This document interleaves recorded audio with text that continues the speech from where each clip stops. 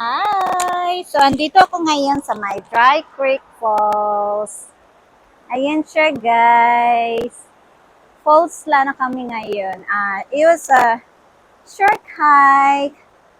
Short hike lang kami this time kasi next week, mag-back to back na naman kami. Ito yung view sa likod. Look at that, rocks.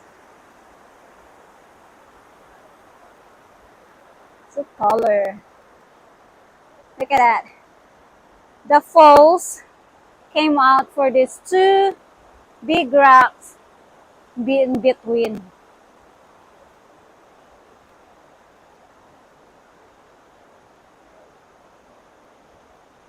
Ayun yung kasama ko.